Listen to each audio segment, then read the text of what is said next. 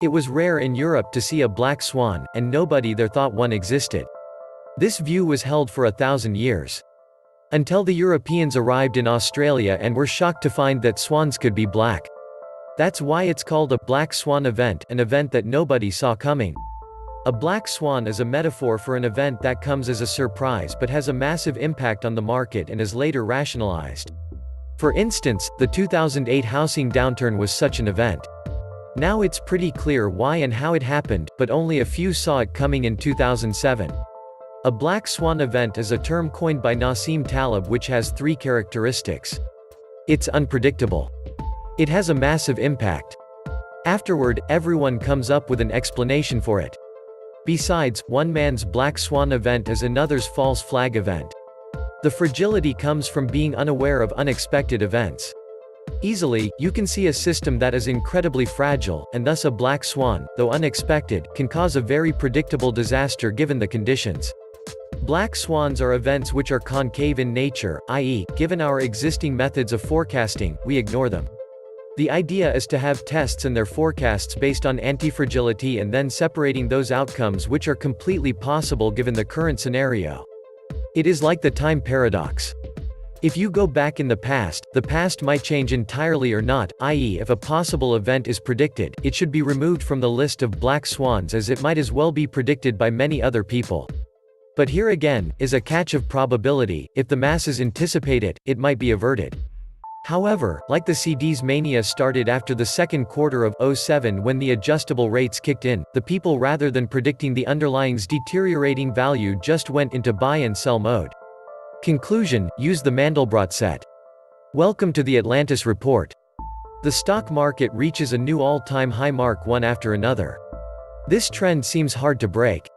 However, the market is cyclical: what goes up eventually will have to come down. You only prepare for a black swan. You can't predict it, which means building systems in a way that they can take volatility. In case of 2008, crisis prediction is the cause of the black swan. The best indicator is called the bankster. It means, when the majority of banksters on Wall Street is short, then the market will crash. Banks borrow from the Fed at 0% interest. They charge me 22% on my credit card and no interest on my savings. When I get cold calls offering me up to $500,000, it is time to get out.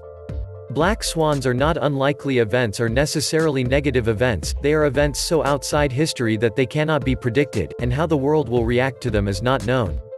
Unlikely negative events are modeled for all the time with probabilities and such. Nevertheless, here is my series of top 10 plausible black swan events for 2020. Number 1. The trade war with China going from bad to brutal. Number 2.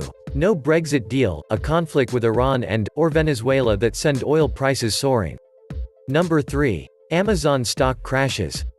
Number 4. A far-left candidate becomes serious contender for U.S. presidency in 2020. Number 5. The state of California goes bankrupt. Number 6. The US-EU automobile tariffs dispute escalates. Number 7. Hong Kong protests go out of control. Number 8. The Italian economy collapses. Number 9. India-Pakistan conflict goes nuclear. Number 10. The Argentinian economy implodes. Investors always need to be ready for black swans descending onto the markets. That's particularly the case during a Trump presidency, where a single tweet could destabilize relationships with longtime allies. If you are an investor and aren't aware of how the government shutdown and the debt ceiling could affect your portfolio, you are in for a surprise. Alongside trade and the effects on oil, this could be part of the reason why the stock market could crash. Mostly though, this in conjunction with the recent hawkish behavior of the Fed, failed China trade deals, Trump resignation and/or impeachment, this is all hinting at upcoming issues with the debt ceiling, which could lead to the black swan event of another default on USA credit. That's why I say diversify and use asset allocation based on age, among other things. Worry about the things you can control, and invest appropriately. Some say the biggest black swan event would be Donald Trump re-election. He is a disciple of use the system bankruptcy as his primary business tool in escaping his failed business ventures. He proudly announced this strategy during his campaign speeches, exposing the degree of his willingness to exploit the system for his own benefit, leaving a trail of unpaid taxes, unpaid payroll for the unfortunate employees, liens from tradesmen who worked on his casinos and hotels, and wanton disregard to binding contracts with business partners and customers. This man will take America to bankruptcy and probably cause World War III. Many, if not the vast majority of Trump supporters, believe that Trump is negotiating the final level playing field free trade agreement. In reality, Trump's policies are pushing the rest of the world, friend and foe, towards abandoning the US one connection at a time. Once you understand the exponential function works and how our monetary system works, you'll understand that depression or even outright collapse is all but guaranteed. Often, this leads to war. The question is, what kind of war? The next big black swan will be manufactured by the oligarchs to kill off approximately 7 billion people. Global war, fast-spreading disease, or total financial collapse will be the method. As the world has peaked in energy production, things will get really bad, really fast if 8 billion people are all competing for the remaining resources. Black Godzilla stomping through the financial world and impoverishing or killing most everyone. How is running up $1.2 trillion in debt a year any better than Obama running up $800 billion a year? Both Obama's and Trump's economies are fake economies. If they couldn't bleed the nation's credit card red to buy jobs, their total failure would be obvious. An economy dependent upon exponentially expanding debt needs to be taken down and replaced by an economy that can actually grow and develop on its own. We need an economy where jobs can be organically grown, not one where the government borrows to buy them into existence. Obama, Trump and the Fed have only blown another bubble built on borrowed and printed money. And as with all bubbles, it too will eventually implode. It matters not who you love or hate. A bubble is a bubble. Current market action in bonds and commodities suggest deflation as a real threat. In this environment, I would expect defensive tissues will continue to outperform those tied to economic expansion as declining rates and falling commodity prices suggest an economic contraction is likely underway. Sector rotation has been in this direction for 3 months now, with utilities, consumer staples, real estate, and healthcare the top performing sectors. The fact gold is also performing well suggests the market is looking for more rate cuts that devalue the dollar relative to assets like gold that cannot be devalued. After 10 years of throwing everything but the kitchen sink at it, not one of the central banks has been able to preempt deflation. Actually, this dates back longer to 1989, where the Bank of Japan has thrown so much monetary methadone in their economy. They still have nary a whiff of inflation. Remarkable that not one of them comprehend that their very monetary policies are the catalyst of a mountain of unrepayable debt, $260 trillion globally now, which is one of the primary causes of the pernicious and many deflationary aspects of the current global economy. Monetizing everything and pulling forward consumption has that very nasty habit of reaping what one sowed. This won't end well for anyone. All currencies are in a race to zero, and with the dollar as the primary reserve currency, it will reach an inflection point, where its devaluation will have a rapid and unexpected onset, and decline far more quickly than all the other currencies have thus far.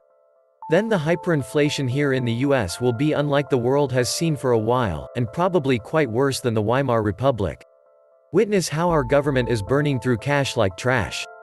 And that is why gold is performing so well right along with the defensive sectors of the market. But it's likely even the defensive sectors will fall as serious monetization gets underway. Only the gold and silver bulls will survive the global onslaught of monetization. Eventually, other commodities will come around, but suspect that it will take a few years. Ray Dalio makes a case for actual currency devaluations, although as all fiat currencies are tied to each other, I'm not sure how that would be accomplished. I mean, if the euro is devalued against the dollar and then the dollar is devalued against the euro, they go nowhere as it's all relative. Perhaps that is what has been going on since 2018 as gold is appreciating in terms of all currencies, even the dollar. So as the dollar has trended slightly higher against other currencies, gold, which typically trades inversely to the dollar, has not been flat to trending down. It gained a whopping 25% against the dollar as falling rates are bearish for currencies and bullish for gold. I'm not in the hyperinflation camp at this time, but I certainly am in the gold and silver camp. Wonder if the March 2019 Basel III, where gold was reclassified as a banking Tier 1 asset for the first time since Bretton Woods in 1944, had something to do with what is expected to be an onslaught of debt monetization. Central banks around the globe have been big buyers of gold recently. Unfortunately, there is a substantial minority of poorly educated people who allow themselves to believe in a shadow they want to be their messiah. A person who believes Russia's KGB chief is telling the truth, and our own 17 US intelligence agencies are conspiring to say the Russians are actually really bad dudes. Trump wants his followers to believe, and some do, that Russia is our friend. But Trump simply wants an excuse to remove sanctions against Russia, more specifically against the Russian bank that is to finance his Trump Tower Moscow project. At least VTB Bank was going to, prior to the whole Trump cover-up lie about the project blew up in his face. Russia helping Trump get elected, a simple business transaction for Trump. Trump gets re-elected, Trump removes Russian sanctions. Trump receives hundreds of millions to build the largest tower in Europe. Trump gets richer. Russia wins, Trump wins, the USA loses. It's past time traitorous Trump and Moscow Mitch are removed from office. They are as far from the patriots of this country as a politician can get. So could the biggest black swan event of 2020 simply be the orange swan that could tweet at any moment? Happy New Year, folks. This was the Atlantis Report. Please like, share, and subscribe. Thank you.